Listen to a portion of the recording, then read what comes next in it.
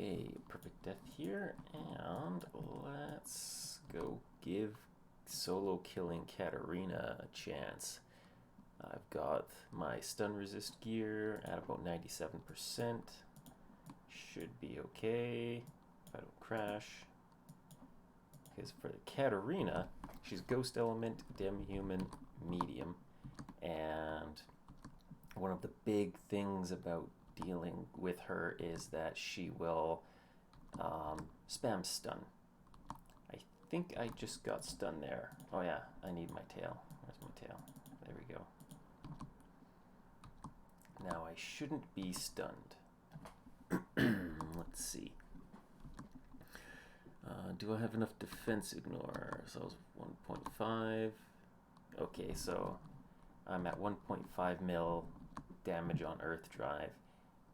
But, and I gotta remember to rebuff myself. But if I taunt, I jump up to 1.8.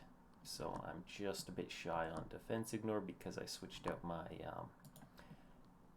my armor, or my garment, the ancient cape. So I lost 15% defense ignore there. And she does do quite a bit of DPS to me, so I gotta keep a careful eye on that. But I recently got Comet Armor, so that's going to hopefully keep my defense high enough so that I'm not losing a lot of damage. It does look like I should be able to handle her, because her mobs, once these golems get really big, they do quite a lot of auto attack damage.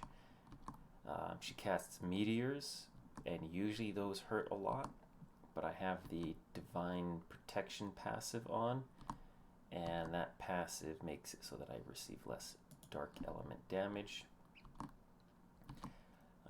My pets and cat mercenaries don't even survive very long, so you don't have to worry. I'm not going to worry about those guys. And so yeah, my heals from battle chant and things like that are pretty weak as well. Let's see. It's my first time doing it solo against her. Usually I can just solo tank her forever. So I don't quite have the best order of when I should be doing things, because I do want to use taunt before I do command charge, just so I'm not suffering a big penalty and damage from not having enough defense ignore. I do want to keep an eye on my battle chant to make sure that it doesn't go down. I do have a tension relax in here as well, so that's going to boost my heal quite a bit. So I will want to at least recast it before this actually expires. My battle chant expires, that is, because the tension relax will go down first. And then about every 6 seconds I'd want to recast taunt. So I'll go over some of my gears as well and what you want to look for. Battle chant went down, and that should be it right here, and boop. So let's actually just check how long did that take. That was 200 seconds, so that's not too bad. For buffs, I was using the 6 penetration foods. That's 15% pen, 240 defense. I was using a Earth Mastery alloy, which is 5% Earth damage, a Vite A, and a Strength A food, so I could get a higher buff against doing DPS against this boss. I could probably get it down, maybe another 50 seconds quicker out of that. Like I said, with the Prepare for Elite, they just recently added in the option to put Divine Protection in there, so that was boosting my heal. Battle Chant, Tension Relax.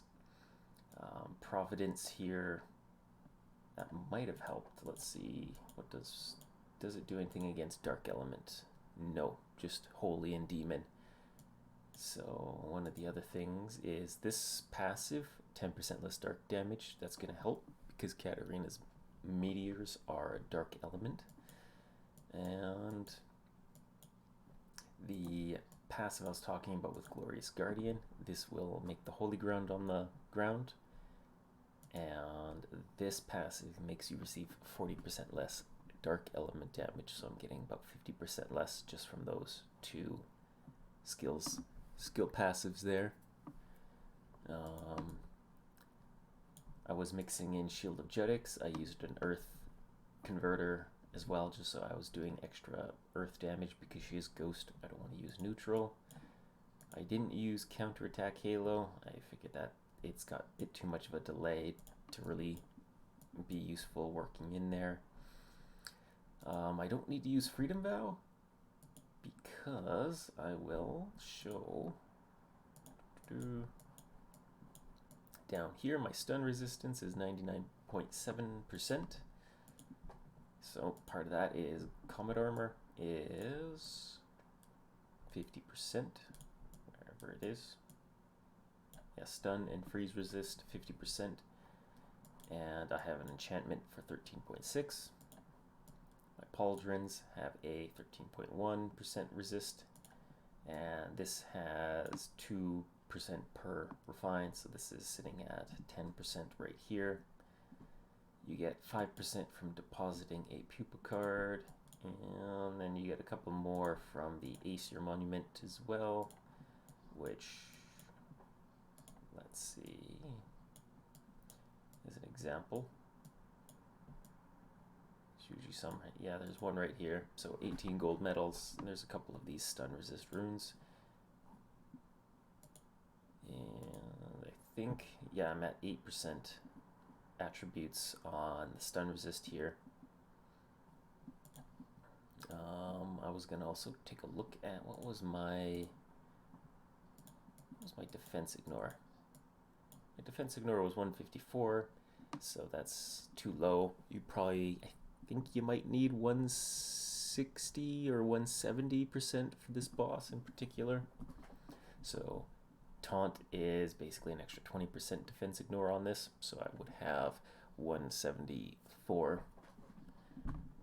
As for my stats, it's my sort of hybrid build. I focused a lot on intelligence just so that I have the Glorious Guardian heal bonuses. If I wanted to go more for damage, I'd go for agility and enough dex to instant cast my Divine Protection. So I think that is about it. This was a hybrid heal Earth Drive build and managed to solo her, but I had to switch out a couple of my gears to get that 100% stun resistance, whereas with Hermes it's all about your poison resistance, getting that to 100%. So I emphasize a lot on getting variety with my gear just so I can take on different enemies differently.